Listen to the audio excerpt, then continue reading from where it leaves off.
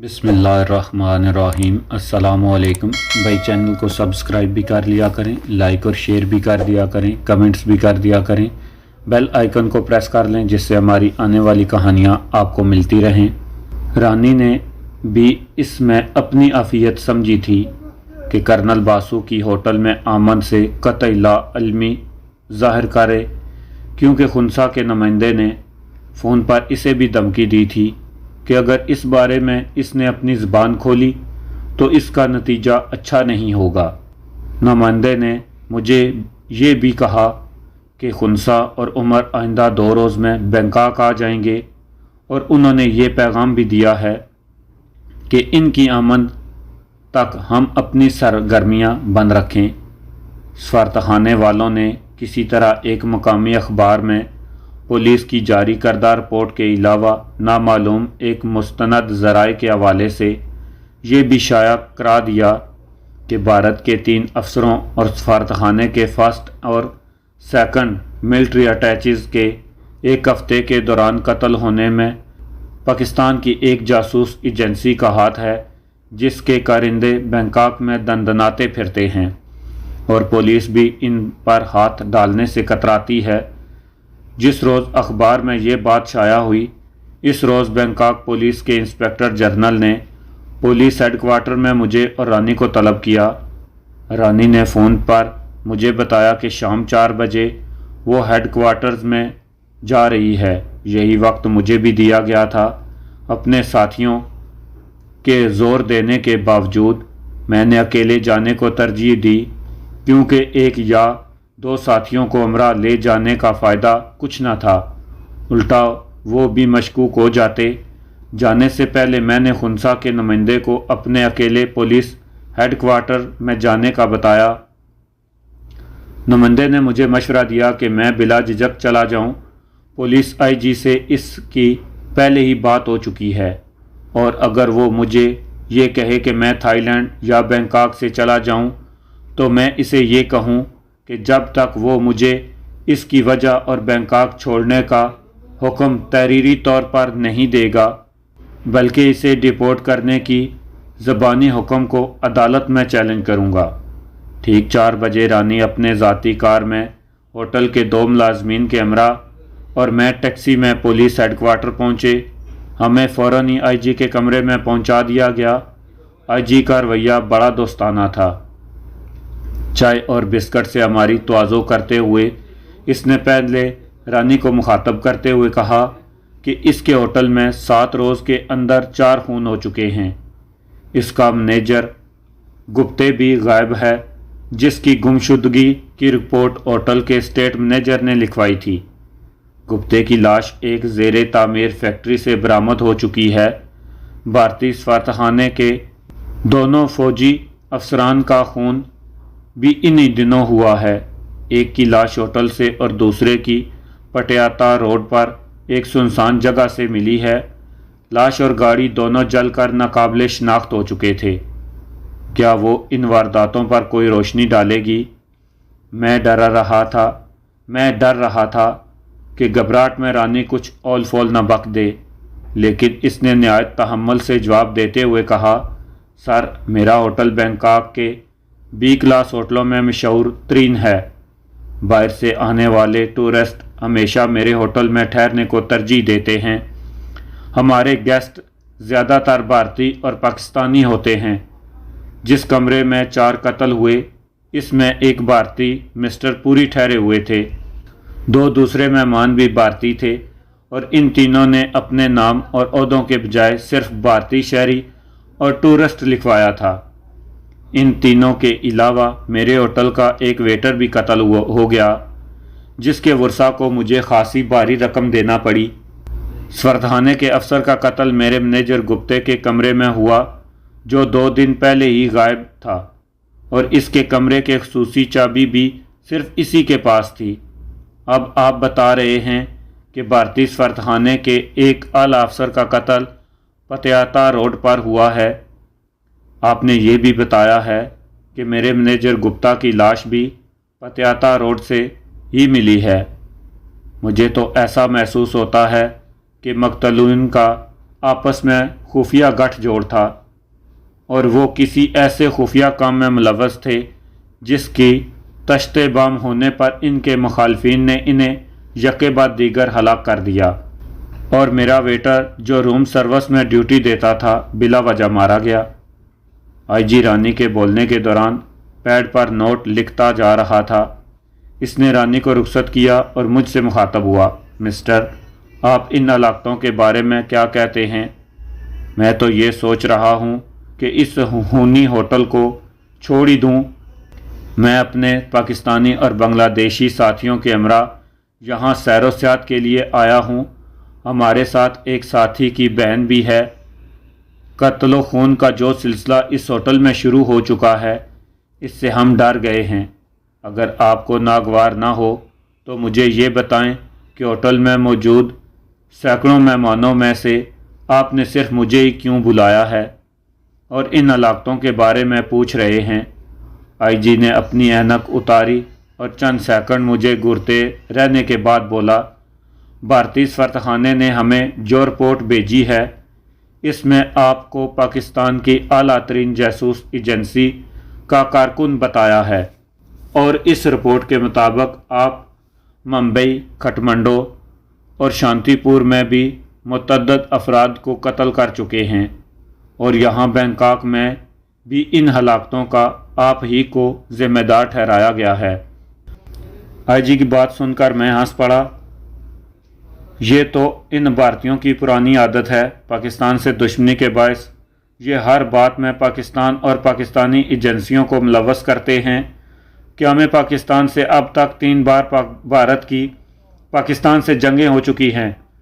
सन 71 में पाकिस्तान में सियासी चपकलश की वजह से भारत ने पाकिस्तान पर हमला कर दिया और मशरकी पाकिस्तान में मुक्ति बाहिनी के बेस में अपने फ़ौजी भेजे जिन्होंने सियासी गरदारों को शह दी और ख़ुद मशरकी पाकिस्तान का कत्लेआम करके इल्ज़ाम पाकिस्तानी फ़ौजियों पर थोपा।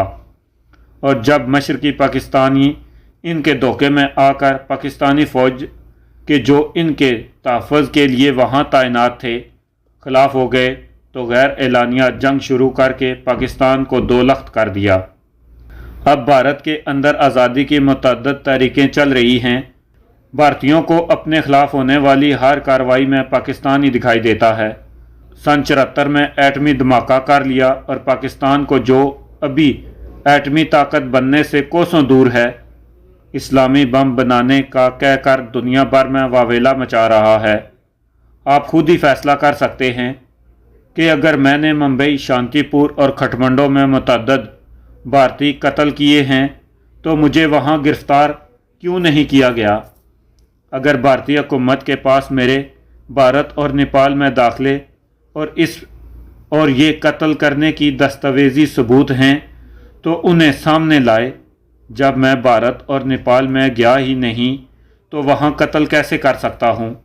बैंकॉक में भारतीय हलाकतों का मैं सिर्फ इस हद तक ज़िम्मेदार हूँ कि मैं अपने साथियों समेत इसी होटल में ठहरा हुआ हूँ जहाँ ये कत्ल हुए हैं।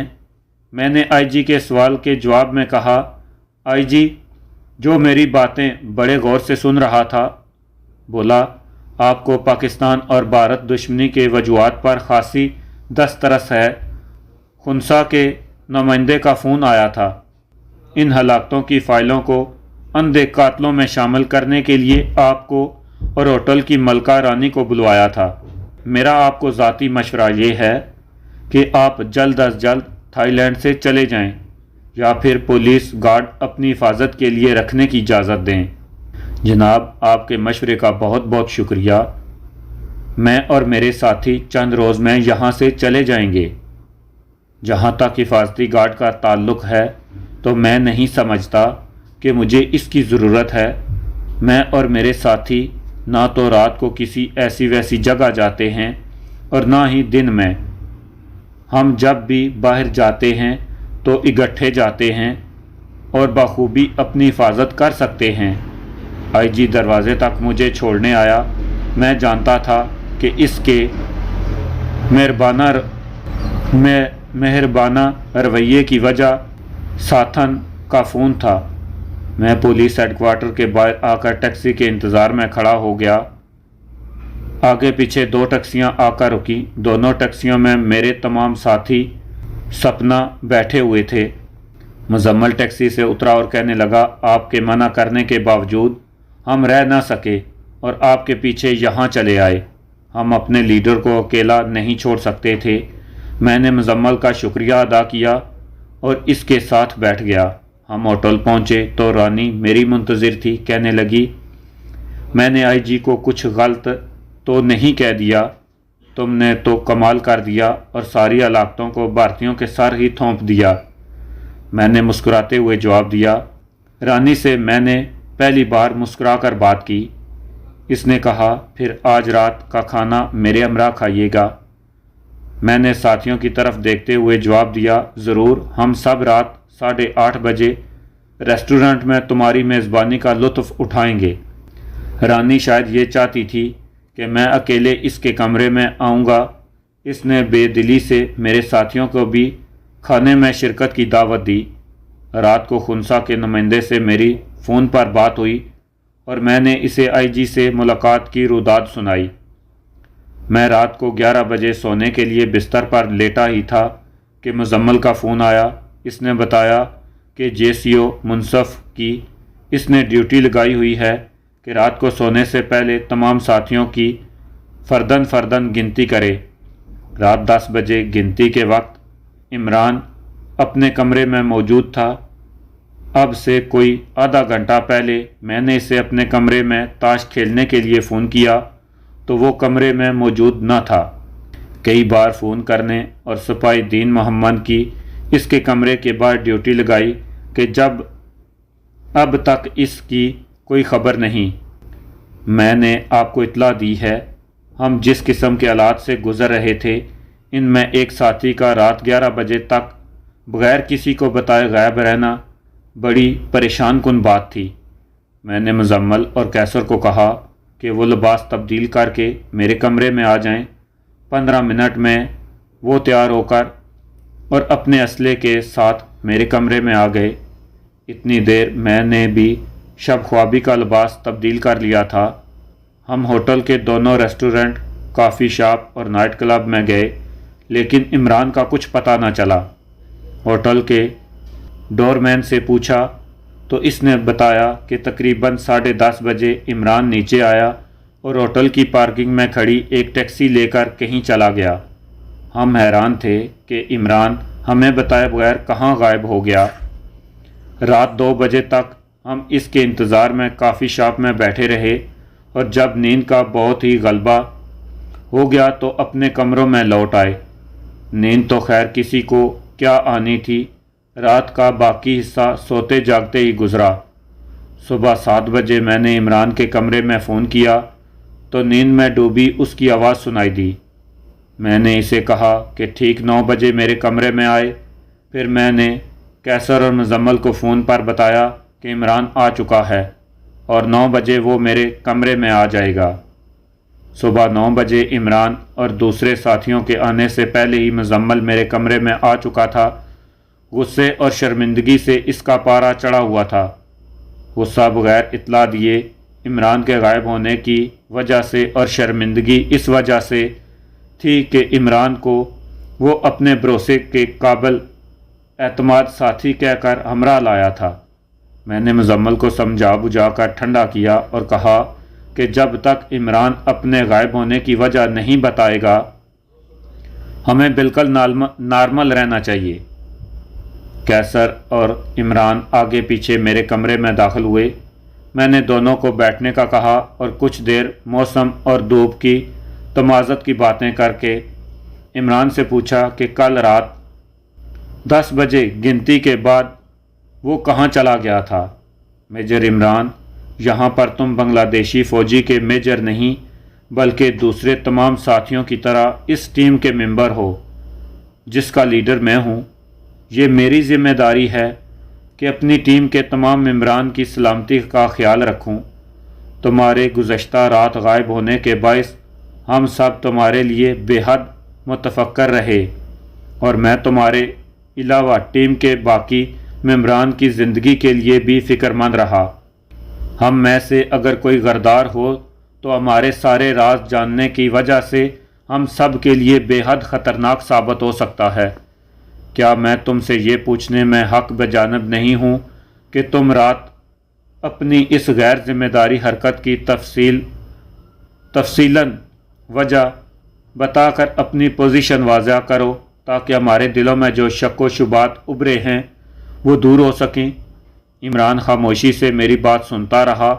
اس کے چہرے پر ندامت یا خوف کے بجائے ایسے تاثرات تھے جیسے کہ کسی کے کیے ہوئے صحیح اور قابل تحسین کام کی اس سے باز پرس کی گئی ہو۔ میرے ساتھ بھی مبادہ ایسا ہی واقعات بھارت میں پاکستان واپسی پر پیش آ چکا تھا۔ بھارت میں گورپور کا پہاڑوں کے اندر بنے ہوئے خفیہ ہوائی اڈے کو تباہ کرنا ہمارے گروپ کو دیے گئے مشنوں میں شامل نہیں تھا۔ میں نے یہ ہوائی اڈا اپنے ساتھیوں کی مدد سے اپنی پلاننگ کر کے تباہ کیا تھا۔ بھارت میں قیام کے دوران تو ہمیں اپنے افسران کی طرف سے ایک خطرناک کام کو انجام دینے کی شاباشی ملتی، لیکن پاکستان واپس پہنچنے پر اونچے درجے کے افسران نے ناراضگی کا اظہار کیا اور مجھ سے پوچھا گیا کہ جب یہ ہوائی اڈا تباہ کرنا تمہارے مشن میں نہیں تھا تو پھر تم نے ایسا کیوں کیا؟ مجھے آج تک اس سوال کا جواب نہ مل سکا کہ دشمن کے ہوائی اڈے کو تباہ کر کے میں نے کون سی غلطی کی تھی۔ مجھے اور میرے گروپ کو بھارت میں کسی خیر سگالی کے مشن پر تو بھیجا نہیں گیا تھا جس کے دوران میں نے یہ گستاخی کر ڈالی۔ 1000 سال تک جنگ کرنے کے دعوے دار ذوالفقار علی بھٹو کو ہماری اس بڑی کامیابی سے ناخوشی ہوئی، کیونکہ وہ اندرا گاندھی سے یہ خفیہ معاہدہ بھی کر آئے تھے کہ پاکستان کی بری فوج کو مسلسل ذلیل کر کے ان کے جذبہ شہادت کو کچل دیا جائے گا۔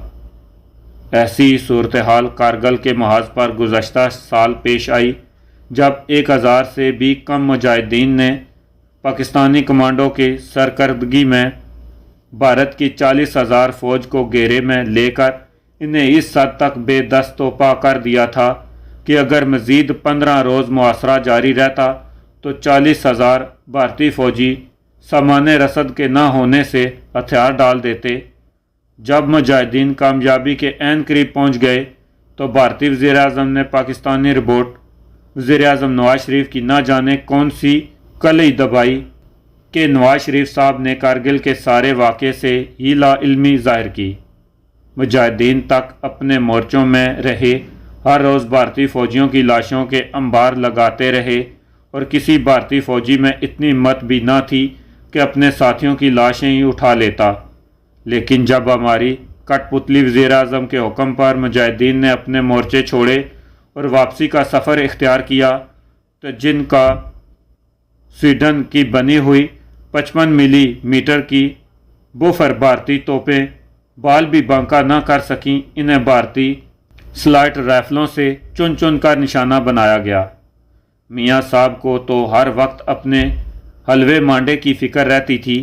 غیر ملکی ذرائع ابلاغ کے مطابق نواز شریف کا باورچی خانہ اتنا بڑا تھا جس میں درمیانے درجے کے 12 مکانات سما جائیں۔ سیاست میں نوزوارد بیگم نواز شریف کا گزشتہ دنوں یہ بیان جاری ہوا ہے کہ میرے شوہر نواز شریف تو صرف دال کھاتا تھا اور اس نے سری پائے وغیرہ کبھی بھی نہیں کھائے۔ میرے خیال میں اس صدی کا یہ سب سے بڑا جھوٹ ہے۔ میاں صاحب اگر صرف دال ہی کھاتے ہیں تو پھر کراچی میں میک ڈونلڈ میں کیا کھانے گئے تھے؟ میاں صاحب کو تو اس ریسٹورنٹ سے بھوکا ہی واپس لوٹنا پڑا ہوگا کیونکہ وہاں دال نہیں ملتی۔ میں انشاءاللہ جلد ہی ایک اور مکمل کالم برِ صغیر کے لیڈروں اور سابقہ برسر اقتدار حکمرانوں کی طبی اور غیر طبی موت کے بعد۔ بسم اللہ الرحمن الرحیم۔ السلام علیکم بھائی، چینل کو سبسکرائب بھی کر لیا کریں، لائک اور شیئر بھی کر دیا کریں، کمنٹس بھی کر دیا کریں، بیل آئیکن کو پریس کر لیں جس سے ہماری آنے والی کہانیاں آپ کو ملتی رہیں۔ رانی نے بھی اس میں اپنی عافیت سمجھی تھی کہ کرنل باسو کی ہوٹل میں آمن سے قطعی لا علمی ظاہر کرے، کیونکہ خنسا کے نمائندے